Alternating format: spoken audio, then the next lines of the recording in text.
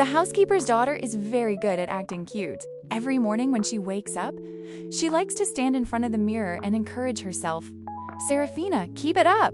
When my mother, Mrs. Miller, expressed her intention to have spicy stir-fried rabbit, she immediately hugged a rabbit tightly and asked in a pitiful tone, "This little bunny is so cute. How can anyone bear to eat it?" While my father, Mr. Miller, was taking a shower, she rushed into the bathroom. Wearing her soaking wet bunny pajamas and whined, "Uncle, my room's water is too cold. I don't know how to adjust it. Could you please come and help me?" One time I, Cassandra, had just bought a set of jewelry for $1 million. She enthusiastically offered to keep it safe for me, but then it disappeared without a trace. The housekeeper's daughter, acting all sweet, patted her head and exclaimed, "Oh dear, I'm so silly. I can't remember where I put it." I laughed and said, "It's all right, I've already called the police. You can recall it while you're in the detention center." Sierra, you can do it. You're the best. Sierra, move forward boldly." I was woken up in the early morning by Seraphine's self-encouragement. This was her deeply ingrained habit. Every day at 5 a.m. sharp, she would cheerfully skip to the mirror to cheer herself up. However, after finishing her cheers, she would yawn and climb back into bed, not getting up until 8:50 to have breakfast. I had reminded Seraphina countless times about not making noise early in the morning, but she ignored it and did as she pleased. Unable to tolerate it any longer, I pushed open Seraphine's door and said, "Seraphina, it's only 5 a.m. Could you please be quiet for a bit? Cute little Sarah has to wake up early to put on makeup for school." Cassie wouldn't be sympathetic to Sarah, would she? Seraphina widened her eyes, trying to give me a look she thought was seductive. Unfortunately, because she strained too hard, the look resembled a twitching eyelid. My veins bulged. I had to use all my strength to restrain myself from slapping her. Perhaps sensing my anger, Seraphina pouted, sighed, and said, all right. The eldest young lady Cassie has decreed, so I must obey."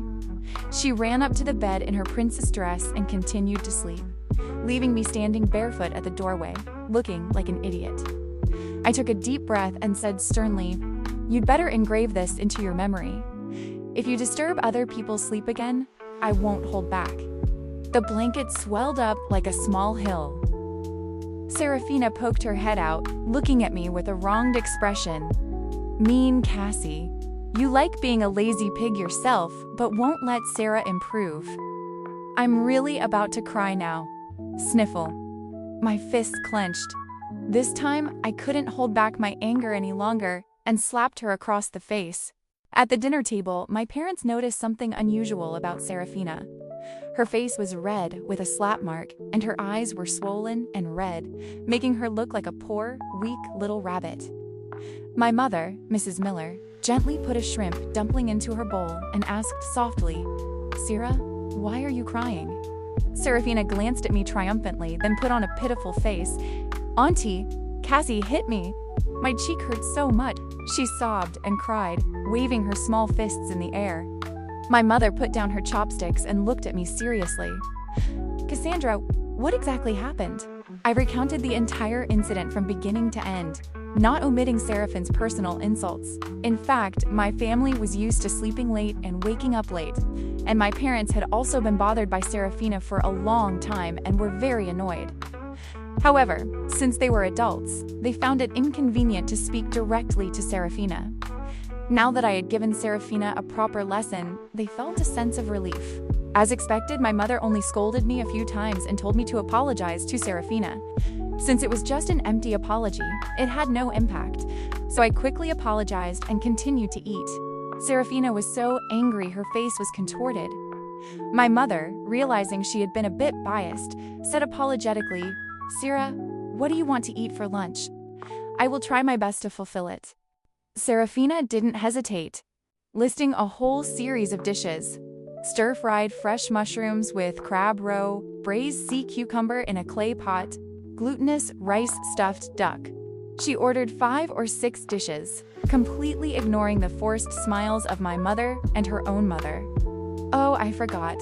Seraphina is the daughter of the nanny, staying at our house to attend school. My parents originally didn't want to agree to this troublesome arrangement, but they couldn't bear it when the nanny burst into tears, sobbing about her difficulties. My parents, out of kindness, agreed to the nanny's request, only to bring trouble upon themselves by hosting such a defiant guest. My mother quickly composed herself, letting Seraphina order whatever she wanted.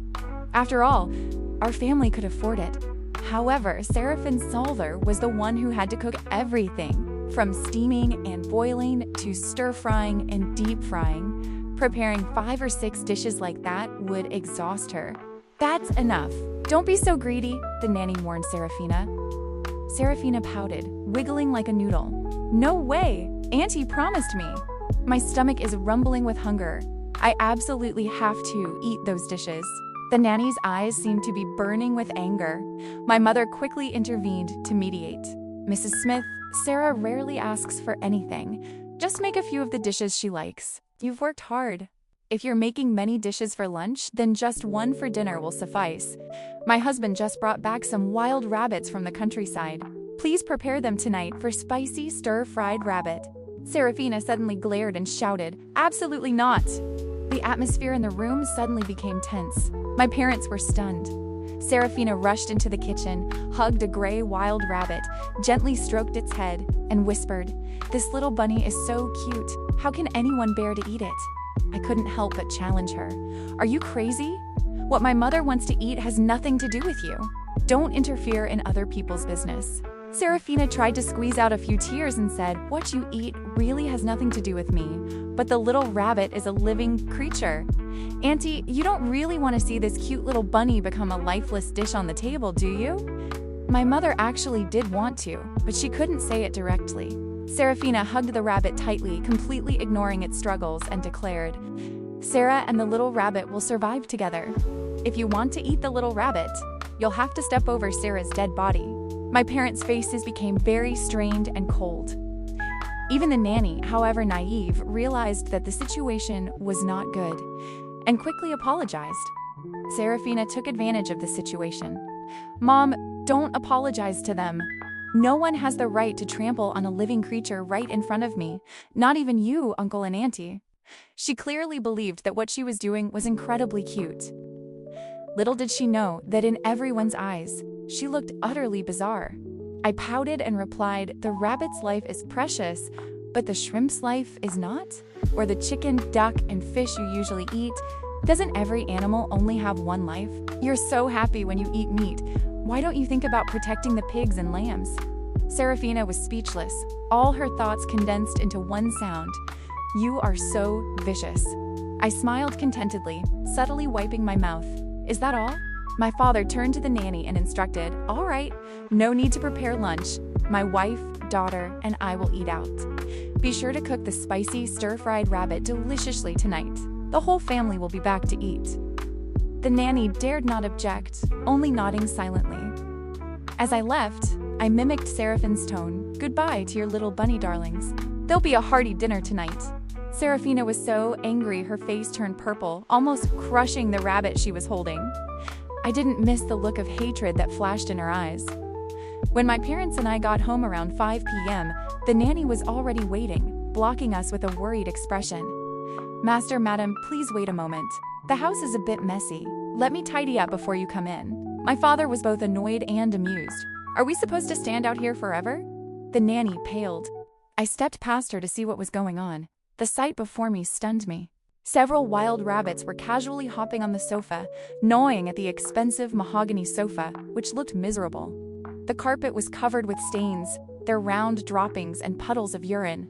I rushed to the backyard. My mother's carefully tended flower bushes had been gnawed down to the roots. The lawn was ruined. The remaining rabbits were rolling and crawling everywhere. The culprit tilted her head, asking innocently, "I accidentally let the little bunnies out to play. You two won't be angry, right?" I was so furious I couldn't control myself. I rushed forward and slapped Seraphina across the face twice. She screamed and immediately abandoned her pretense, lunging to fight me. Because my parents had been concerned about my safety, they had me learn Taekwondo for a few years when I was young, so Seraphina was naturally no match for me. The pent-up anger I had been suppressing finally erupted. I didn't hesitate to kick her hard twice. Then came a continuous shower of slaps. After a while, her mouth was bleeding and her face was swollen like a pig's head. Sarah thought the little rabbits were pitiful, so I opened the cage to let them walk around for a bit. I didn't expect them to run wild everywhere. It's all because Sarah is too stupid. I should hit this stupid head. As soon as she finished speaking, she raised her small hand and hit her own head. The nanny cried out in pain, "Master, Sarah is just a child.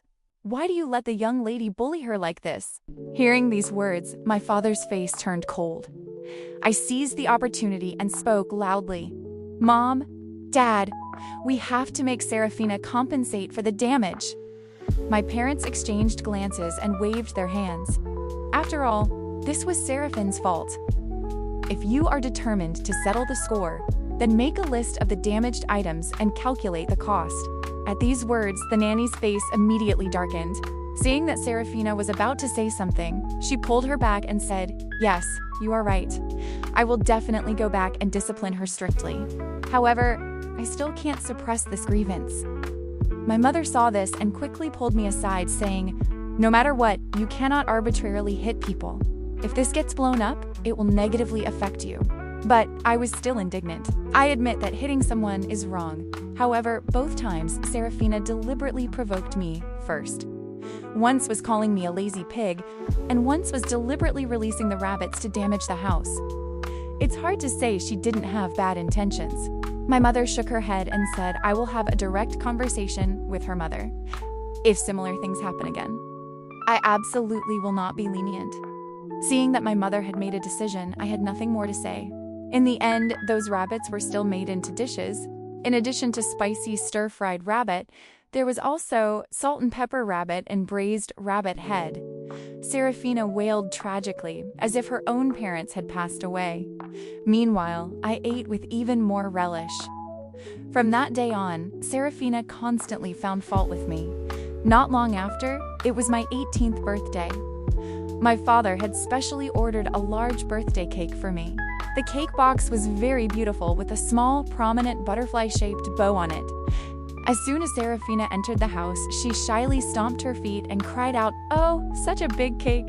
How did Uncle know that Sarah loves cake so much? I want to eat it all up." As soon as she finished speaking, she reached out to remove the bow. My father quickly stopped her, his face serious. "This is Cassie's birthday cake. You are not allowed to touch it." A flash of jealousy appeared on Seraphine's face. Immediately after, she began to sob, saying, "Cassie is so lucky to have a big cake and pretty clothes for her birthday. Sarah will also turn 18 next month, but Sarah has nothing." Hearing her cry so noisily, my father had no choice but to promise that he would also buy her a cake for her birthday. Only then did Seraphina stop crying, her clear eyes blinking as she looked at my father affectionately. "Thank you, Uncle. Sarah loves you the most." My father shuddered slightly. During dinner, he only ate 2 slices of cake and then excused himself to his study, claiming to be busy with work. Seraphina quickly chose the slice of cake with the most cream, sticking out her tongue to lick the creamy frosting. Looking like a little cat drinking water, her red tongue sticky with cream. The scene was utterly unrefined. I couldn't stand it anymore, so I threw her a fork and said, "Can't you use utensils when you eat?" Seraphina rolled her tongue around, the cream smearing around her mouth, and giggled. "Only adults need to use a fork. Babies just enjoy the cake and buttercream like this." Then she tilted her head and whined, "Big sister, find me a little baby fork." I was so angry I laughed. "A little baby fork? I advise you not to eat anymore. Otherwise, after you eat, you'll need to go to the little baby toilet." Seraphina was speechless, her face flushed. "You are too much. I'm going to tell Uncle. I'm not talking to you anymore." "Suit yourself," I replied unflinchingly. Seraphina tearfully went to complain, intending to damage my image in front of my father. She forgot that adults usually side with their own child. Who would believe a one-sided story from an outsider? As expected, my father just comforted her a few times, gave her a tissue, and definitely didn't scold me. Seraphina was so angry her teeth gnashed and her facial muscles twitched constantly. Before going to bed, she wiped away her tears and uttered a harsh statement. "Don't think you can get away with everything just because Uncle is protecting you. The day will come when I make Uncle love me. When that happens, even if you kneel and beg, I will never forgive you." I just curled my lip into a mocking smile. My parents were content with just me as their biological daughter. No matter how many sweet words Seraphina used to win them over, would my parents actually adopt her? I completely did not anticipate that Seraphina had no desire to become my father's adopted daughter. Instead, she yearned to become my stepmother. Towards the end of the month, my mother had a mandatory business trip to another province for half a month. Grandma meticulously instructed Dad to take good care of me and also asked the nanny to prepare the food menu for the next 2 weeks. Honey, I'll be away for half a month. You must keep an eye on Cassie, make sure she eats on time and attends all her tutoring classes. My mother, holding her suitcase, kept reminding him. My father smiled and nodded in agreement, and I waved reassuringly. Mom, don't worry. I'm grown up and can take care of myself. Our family of 3 was full of joy and warmth. Seraphina hid on the stairs, silently watching our happy scene with a look of displeasure. That evening, when I was at my math tutoring class, the teacher suddenly had an urgent matter and dismissed the class an hour early. When I got home, the house was quiet and I could only hear the sound of running water from the bathroom. I stretched and yawned, then returned to my room to rest. Just a few minutes later, there were soft footsteps outside my door. The sound was very faint, as if someone was walking barefoot. My curiosity was piqued. I couldn't help it. I took off my headphones and gently opened my door to look. Seraphina was sneaking around in the darkness, occasionally glancing around, checking for any movement. She was wearing a thin towel loosely. Her feet, clad in wet fishnet stockings, had water droplets gently trickling down the mesh. Seraphine's entire suspicious behavior immediately caught my attention. After she passed, I quietly followed her. Seraphina cautiously tiptoed down the stairs, heading straight for the bathroom on the ground floor. The rabbit-ear headband on her head swayed, clearly showing her extreme excitement. My heart suddenly pounded in my chest. My father was still in the bathroom. What was Seraphina up to? As I thought this, I immediately raised my phone and pointed the camera lens at her. Seraphina, completely unaware that she was being watched, awkwardly barged into the bathroom and spoke in a sickeningly sweet voice. Uncle, my room's water is too cold. I don't know how to adjust it. Could you please help me? What she got in return was a loud shout from my father. Fortunately, my father had finished showering and managed to put on his pajamas. Seraphina, get out now. Seraphina didn't give up. Her big eyes blinked repeatedly as she tried to reach out and hold my father's arm. Her legs were awkwardly twisted together like a pretzel. Uncle, I'm cold. Realizing the situation was spiraling out of control, I immediately rushed out to intervene. What the hell are you doing? Seraphina jumped in surprise, screaming, and instinctively put her hands over her face. Cassie, why are you here? Get out immediately. I felt both angry and amused, wanting to shove my phone in her face and question her.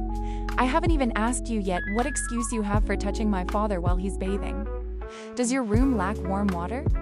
Or why are your clothes getting thinner and thinner? Beneath the towel, Seraphina was wearing a thin piece of fabric that revealed her seductive figure, and she deliberately created a deep cleavage. Anyone looking at her could guess her intentions. Seraphina's face turned beet red. She glared at me angrily and stammered, I just admire rabbit-themed items. Why are you interfering? Uncle, look, Cassie is bullying me again. My father pushed her hand away, his expression extremely angry. Seeing this, Seraphina suddenly burst into tears. I know I acted foolishly, but I didn't mean to. I just yearn for a father's love too much. It's all because Sarah is too stupid and doesn't know the right way to express my gratitude to you, which made Cassie misunderstand. Oh dear, Sarah deserves to die. As soon as she finished speaking, she slammed her head against the wall, making a soft thud. We were all shocked and quickly rushed over to check if Seraphina was hurt. Not only was there no blood, but there wasn't even a small scratch on her skin. Then she raised her small red fist and hit her own chest, complaining, It's all because I'm stupid and caused trouble that made Uncle uncomfortable, and I deserve to be suppressed by Cassie. Why does Cassie bully me? Is it because I'm too innocent? Uncle, don't avoid Sarah, or Sarah won't be able to live. Seraphine's acting became more and more intense, as if she wanted to use death to prove her innocence. However, I knew she would never dare to do that. nor would she ever commit suicide. "Stop acting! Don't think I don't know what you're plotting," I calmly stated. "I'm calling my mother right now to have both you and your mother fired." Seraphina froze in place, tears welling up but unable to fall, awkwardly clinging to the corners of her eyes. The nanny rushed out of nowhere, hugging my father's leg and crying and begging, "Master, please have mercy and forgive us. I know that young Lady Cassie doesn't like my daughter and me, but we truly have nowhere else to go. Sarah is about to take her important college entrance exam, and the rent for a house in the city center is too expensive, beyond our means. Please take pity on a parent's heart." Considering that Sarah and young Lady Cassie are the same age, give my child one more chance. Pity on a parent's heart? That was the most ridiculous thing I had ever heard. The nanny had to intentionally appear right when I was about to call my mother. Seraphina was not innocent, and her nanny mother was surely no better. I was about to speak, but my father signaled me to stop. I had no choice but to remain silent. The nanny continued to kowtow and beg, and Seraphina cried tragically. In her eyes, there was no sympathy for my mother, only regret that her scheme had failed. "All right, Mrs. Smith, let's just pretend I never saw what happened today. From now on, you must manage Seraphina carefully and tell her to be more discreet." My father thought carefully before finally making a decision. The nanny was overjoyed, and Seraphina let out a sigh of relief, her pale face regaining its color. "Thank you, Uncle. You are so kind." She reluctantly picked up the towel that had fallen on the floor, covered her revealing chest, and slinked back to her room with the nanny. Afterward, my father called my mother. I don't know the specifics of the conversation, but my mother was silent for a long time on the other end. Then told my father to temporarily stay at the company for a few nights, and that she would come home after she finished her work. "Mom, why didn't you fire Seraphina and her mother immediately? What if they have other evil intentions?" they questioned my mother. My mother sighed and replied, "After all, Seraphina is still young and about to face her important college entrance exam. In life, you should leave a way out for people so you can meet again later. We can't push them into a corner. Maybe she will change?" I wanted to say something more but held back. Seraphina changing? Hard to say. From that day on, Seraphina seemed much more obedient, at least on the surface. My father used his busy work schedule as an excuse to rarely come home. It wasn't until my mother returned from her business trip that everything gradually returned to normal. Seraphina seemed completely dejected. Her eyes constantly followed my father, as if silently blaming him for his callousness and dominance. My mother couldn't stay silent and urged her, "Sarah, you're going to be late for school. Why don't you hurry up, finish eating, and go to school?" Sarah tearfully withdrew her gaze and suddenly burst into sobs right at the dinner table. "I'm heartbroken because of love. My heart is so heavy. How can you still make me go to class?" She even dared to say something so astonishing. I was completely stunned, shocked by this person's shamelessness. Seraphina pouted, trying to act spoiled with my mother. "Auntie, can you find a way to help me? I really love that person. As long as I can marry him, my heart condition will naturally alleviate, and I can go to school normally." My mother remained silent, regretting that she hadn't gotten Seraphina out of the house sooner. My father was restless, quickly making an excuse to leave for work and disappearing. I didn't hesitate to speak my mind. "Seraphina, stop it. Who cares if you're heartbroken or not? Don't forget, you're just a guest staying in our house. My family has no responsibility to help you find a life partner. And who are you trying to threaten by not studying? Anyway, with your score of barely over 200, you definitely won't get into a public college. You might as well start working as a factory worker sooner."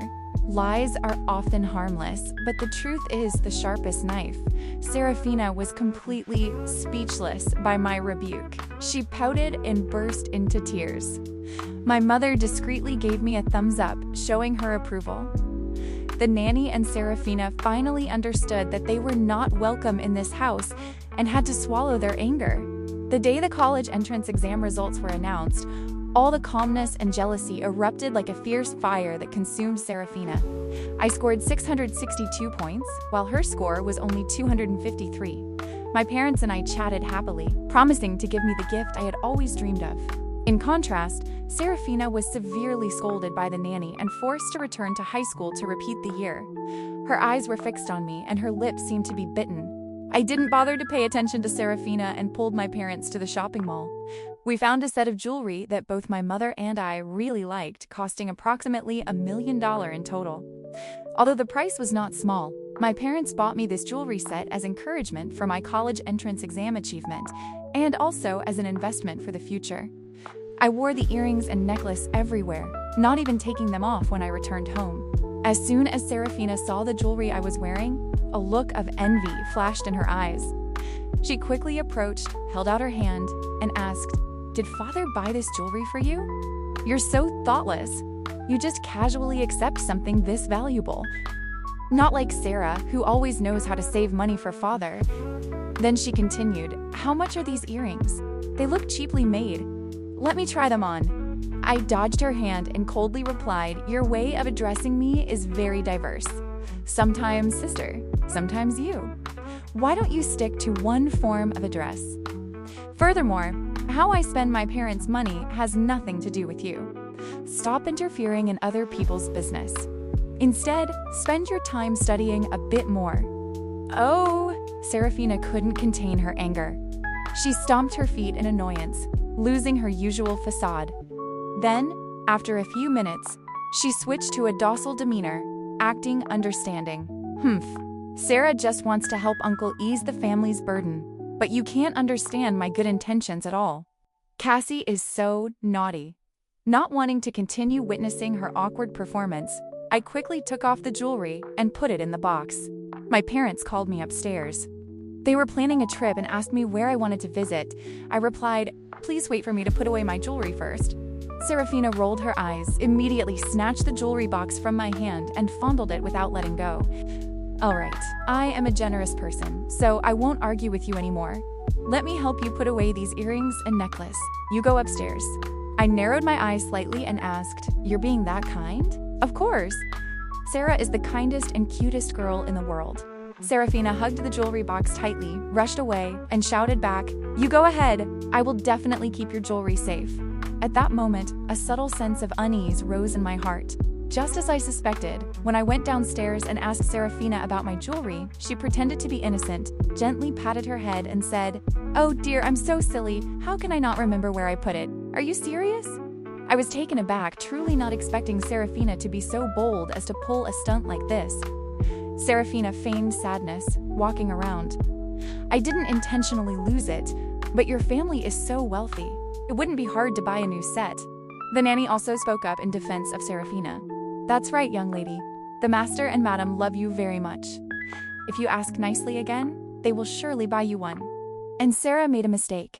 As a mother, I can't shirk responsibility.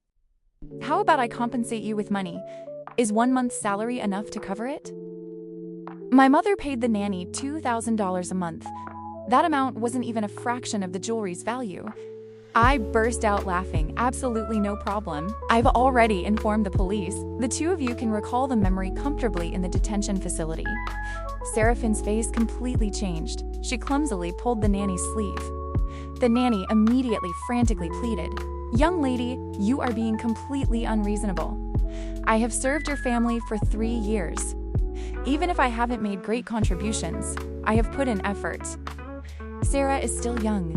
She definitely wouldn't steal your things. A scholar would rather die than be humiliated. If you are so determined to think we are thieves, then at most, we will resign. Sarah, quickly pack your things. We're leaving." Seraphina nodded in agreement, dragged her pre-packed suitcase, and rushed towards the door. Clack!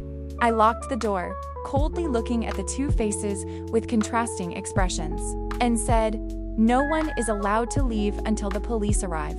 Seraphina stopped acting. She screamed, "You are daring to illegally detain people. I'll call the police to have them arrest you." "Go ahead," I countered playfully. I pulled up a chair and blocked the doorway. "Let the police come and convict me." My parents heard the noise in the living room and stepped out of their bedroom asking, "Cassie, what's going on?" I briefly recounted everything. My mother immediately showed her support, not letting anyone leave the house. Cold sweat beaded on Seraphine's forehead. She tried to drag the suitcase into the bedroom. "Stop right there!" I shouted loudly. "I can't take it anymore. I need to go to the bathroom." Seraphina stomped her feet, putting on a brave face but inwardly weak. I didn't miss the fear that flashed across her face. I calmly asked, "Do you need to bring your luggage with you to go to the bathroom?" Seraphina was instantly silenced. Her lack of intelligence made her assume everyone was as shallow as she was. This time, I would not forgive or tolerate her anymore. A mere 5 minutes later, the police arrived at the scene. Seraphina's legs immediately gave out and she collapsed to the ground, trying to cling to the police officer's legs. Police Uncle Sarah is completely innocent. How can a kind and cute young girl like me steal? Don't let yourselves be fooled. The police calmly separated her hands and ordered Seraphina to open the suitcase herself for the police to inspect. Seraphina continuously shook her head, trying to squeeze out a few fake tears. "I don't agree. I don't want to do that." Witnessing her complete lack of cooperation, the police had no choice but to personally open the suitcase. My parents' gift, the jewelry set, was intact inside the suitcase, carefully wrapped in multiple layers of plastic wrap both inside and out. I quietly breathed a sigh of relief and turned to ask Seraphina, "Do you have anything left to say to defend yourself now?" Seraphina continuously shook her head, immediately deflecting the blame onto me. "I don't understand why the item is in my suitcase. Cassandra must have framed me." "Police uncle, you have to clear my name." The police also replied helplessly, "We will take this suitcase back to the station to check for fingerprints, ensuring no innocent person is wrongly accused." A lie can cover the truth, but the physical evidence on the suitcase cannot be deceiving. Seraphina fell into a state of extreme panic, only able to watch as the police officers put on gloves and took the suitcase away. Suddenly, she covered her face and burst into sobs. "Mom, I told you not to steal Cassandra's jewelry. Why did you still do it?" Everyone present was stunned by the scene that just unfolded. The nanny was completely confused. "Me?" Seraphina couldn't maintain her composed facade any longer, crying with snot running down her face. "It's come to this, Mom. Don't try to deny it anymore. Mom, even if you have to go to prison for theft, I will never look down on you." The nanny folded her arms and said, "What nonsense is this girl talking about?" She suddenly stopped mid-sentence, staring at her biological daughter with disbelief. Seraphina lowered her head, feigning remorse, but continued to speak. "You are my birth mother. You will definitely put my interests first, right? I'm young and absolutely cannot have this stain on my record." The whole situation was too obvious. Seraphina intended to push all the blame onto the nanny so that she could easily escape responsibility. Facing her own daughter's betrayal, the nanny's lips trembled, but she couldn't utter a single word. Finally, she chose to remain silent and accept the guilt, and the police led her away to face legal punishment. Since the nanny was arrested, Seraphina lost her strong support system. She had poor academic performance, couldn't pass the public college entrance exams, and couldn't afford to attend private schools. Moreover, she was accustomed to a life of luxury and absolutely refused to humble herself to find odd jobs to make a living. This time Seraphina targeted my family again, using a new tactic, complaining and venting online. On a live stream, she painted herself as an abused, white-haired victim. She claimed that her mother had gone to prison as a scapegoat for my parents. She also confessed that she had been harassed by the male homeowner and beaten by the female homeowner to the point of losing the child in her womb. I thank the online community for standing by Sarah. Without everyone's support, I don't know how I would manage. My mother, a simple, hardworking woman from the countryside, was trapped by these capitalists and thrown into prison. The male homeowner is no good person either. He took advantage of my youth to commit immoral acts, causing me to lose my honor and status and become pregnant at a very young age. As for the female homeowner, because she couldn't give birth to a son and couldn't control her husband, she vented all her anger on me, constantly abusing and cursing me, which led to my miscarriage. The most hateful person is their daughter. She treated me no differently than a servant, constantly yelling and scolding me whenever she was displeased. While she flaunted her million-dollar jewelry everywhere, she never cared that there were people out there who didn't even have enough to eat. Through the camera lens, Seraphina, in an adorable yet revealing outfit, sobbed uncontrollably. Her small face flushed red with indignation, successfully attracting a large number of viewers. "Baby, don't cry anymore. My heart is breaking. Share your QR code. We want to support this online girl. Online girl, please don't be sad because of those bad people. A bright future awaits you. Who is that family? Where are they? Tell us, and we will help you get justice." Seraphina subtly smirked, the corner of her mouth curving in a way more unpredictable than a gun barrel. "Oh no, I can't. Even though that family treated me poorly, Sarah wants to repay evil with kindness and give them a chance to atone. However, she secretly used a secondary account to leak my entire family's private information. From that moment on, my whole family became the target of a wave of online attacks. My father was whispered about and pointed at on his way to work as someone who had harmed a minor. My mother was scorned, called a weak wife who couldn't discipline her husband, and only vented her anger on others. As for me, the insults were many times worse. All my social media pages and personal accounts were fiercely attacked. Countless strangers flooded the comment sections with defamatory remarks. Wearing expensive jewelry all over your body, where did that money come from? Was it from selling your body? I heard you got into college with over 600 points, right? How could a rich, uneducated person like you get such a high score? You must have cheated and stolen the college opportunity from ordinary people like us. We must boycott her. Your parents are terrible, and you are no better. Hurry up and apologize to Sarah and turn yourself in, or suffer the consequences." The torrent of comments was too outrageous to read carefully. They considered themselves representatives of justice, standing on the side of righteousness. But they didn't know that they only saw one side of the story and were being used as tools by others. Facing this situation, my family and I did not just sit back and wait to die. We called the police for help and sent a legal warning letter to Seraphina through a lawyer. Upon receiving the letter from the lawyer, Seraphina seemed startled. However, she quickly regained her composure and spoke viciously to me. "Don't think your childish tricks can scare me. Let me tell you, I have millions of followers who can easily destroy you. If you know what's good for you, kneel down and apologize to me, or neither you nor your parents will have any peace." I ended the call recording. Thank you, Seraphina, for walking right into the trap. My revenge plan began. Just as Seraphina was engrossed in live streaming sales and complaining to make money, the police took action. First, they arrested several people who had spread false rumors and the ringleaders of the keyboard warriors. They confessed that Seraphina had secretly paid them to slander my family's reputation. Seraphina to concede, subtly criticizing the police and my parents for colluding. This time, she had run into a stone wall. Very quickly, people noticed the anomaly. Public opinion began to shift. Immediately after, I released the evidence, including the video of Seraphina in bunny pajamas entering the bathroom to seduce my father. The scene where she blamed her mother for stealing the jewelry, and her arrogant tone in the phone call after receiving the warning letter. All of it exposed the image of a foolish, bossy younger sister, shattering the gentle and lovely persona Seraphina had painstakingly built. The online community was shocked by the completely contradictory truth that was revealed. So we were treated no differently than monkeys for entertainment? Seraphina's dress was slit high up to her thigh, and she even deliberately leaned into the male homeowner's arms. Who was the real harasser here? The female homeowner actually has a gentle personality.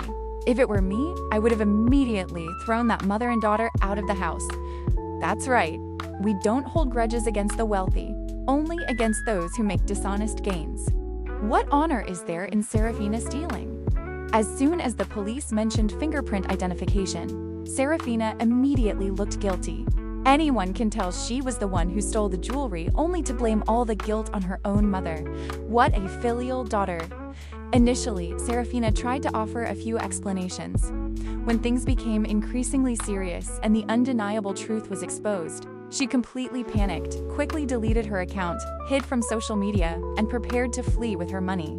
Unfortunately, the police had already set up a vast net, waiting to catch her. As soon as Seraphina arrived at the airport, she was immediately handcuffed and escorted to the police station. The moment she realized my presence, her face suddenly became ferocious, her eyes bulging. "Cassandra? Was this your doing again? You created this mess, so you deal with it yourself. It has nothing to do with me." I smiled and signaled my lawyer to start talking to her. "Get ready. I will immediately sue you for defamation, and I guarantee I will not accept any reconciliation." This time, no one could take the heavy burden of guilt for Seraphina. She was not only suspected of committing slander and defamation, but was also accused of posting a fake QR code to directly solicit money from her fans, with the related amount reaching hundreds of thousands, enough to constitute illegal fundraising. Ultimately, Seraphina was sentenced to 5 years in prison. I heard that she and the nanny were incarcerated in the same facility. The nanny, who had been accustomed to a life of ease for years, now struggled to endure the hardship, eating vegetables and performing heavy labor. She believed that her misfortune was all due to Seraphina, and the remaining mother-daughter bond quickly dissolved. Furthermore, Seraphina stubbornly refused to admit her wrongdoing, using a leg injury as an excuse to refuse operating the sewing machine. She even blinked her big eyes, trying to flirt with the prison guard, demanding to eat tiramisu and cake, believing that was what befitted her status. Unfortunately, this kind of little princess attitude was completely useless in prison. Before the guard could refuse, the nanny attacked Seraphina first.